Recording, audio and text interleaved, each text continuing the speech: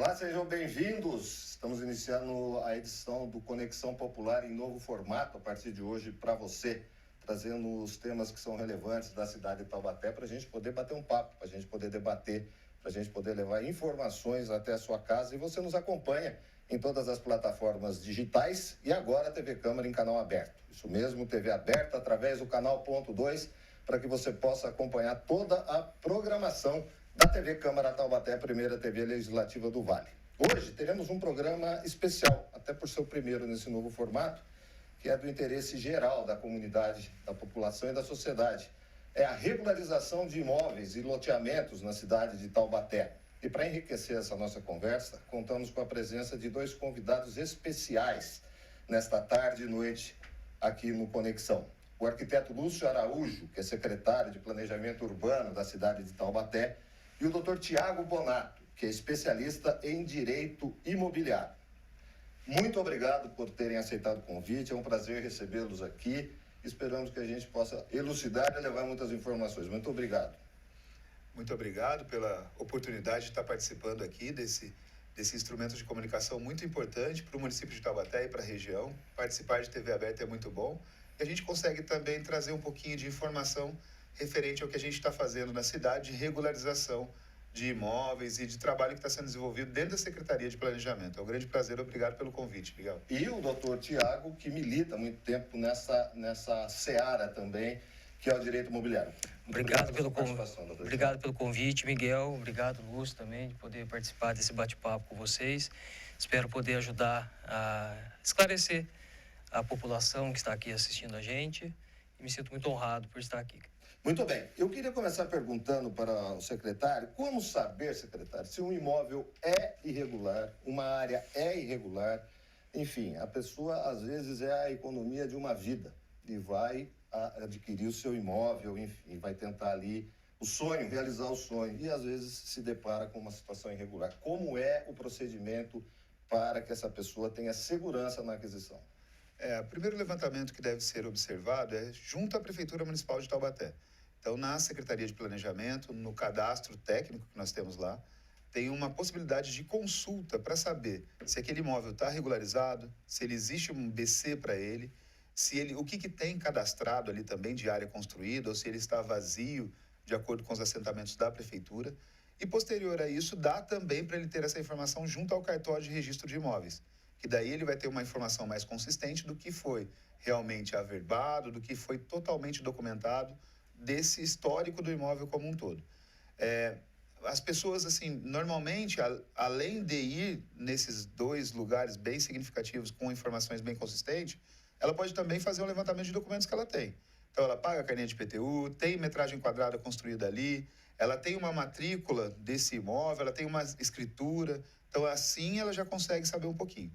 Caso eu não tenha acesso a esses documentos como um todo, é melhor ir até a Prefeitura Municipal de Taubaté, através do cadastro técnico, e daí solicitar essa informação e posterior ao cartório de registro de imóveis. Doutor Tiago, elucida para a gente o problema que essa pessoa pode ter no caso dele não tomar essa precaução. Perfeito. São vários problemas, além desses que o nosso colega aqui falou.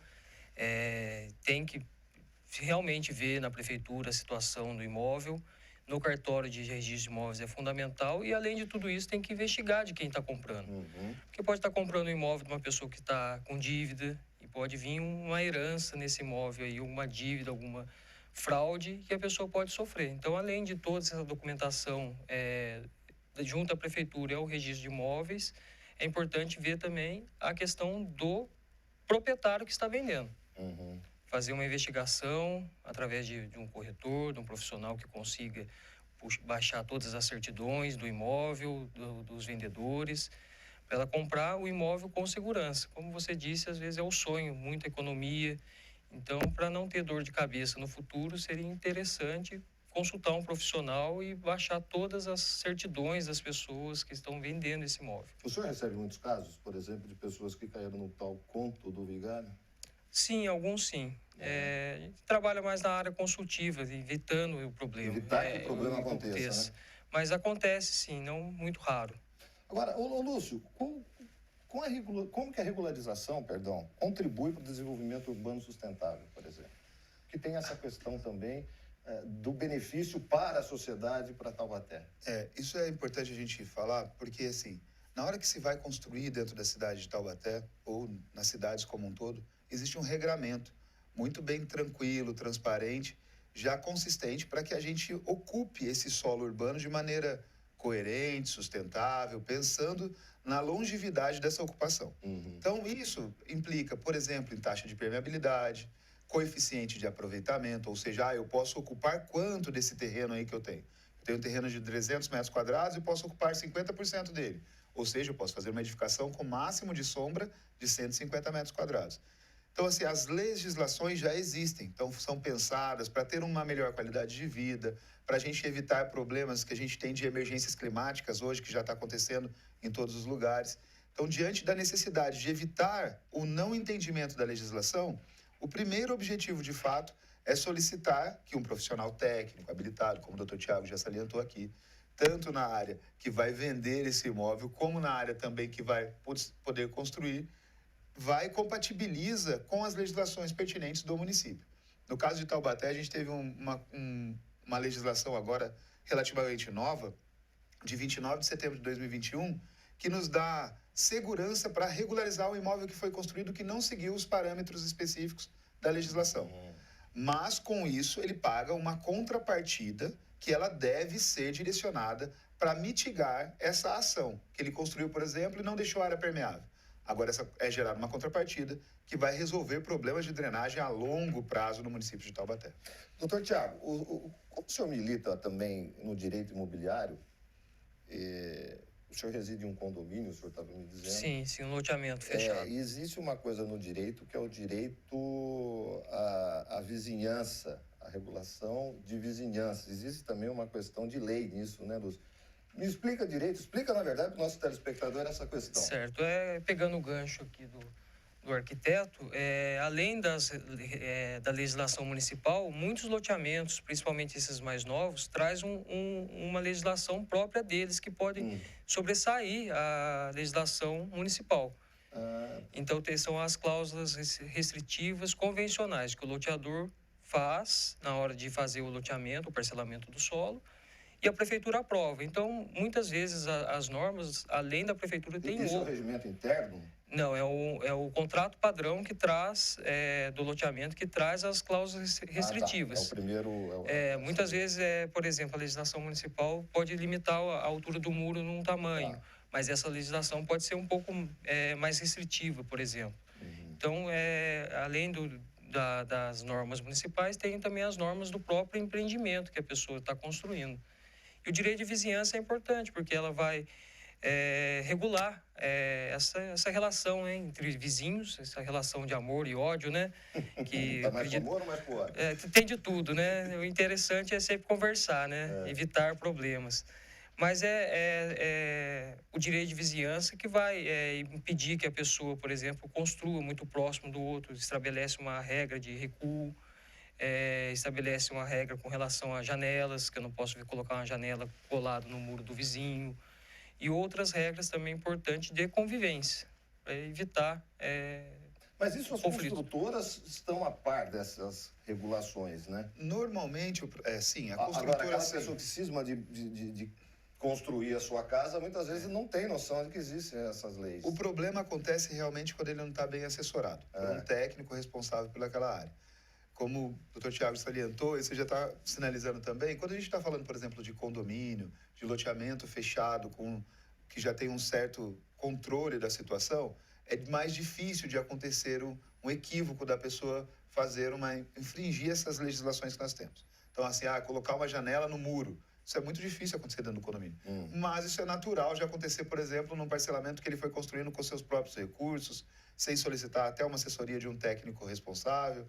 E acontece muito no município. Muito, e depois que vira o problema, daí é que começam a tentar mitigar essas ações como um todo. Então, o que é importante a gente estar sempre de olho é, antes de fazer qualquer tipo de intervenção, procurar um profissional técnico da área que deve ser feito. Essa consultoria não é fornecida pela prefeitura? Não, essa consultoria é uma consultoria privada.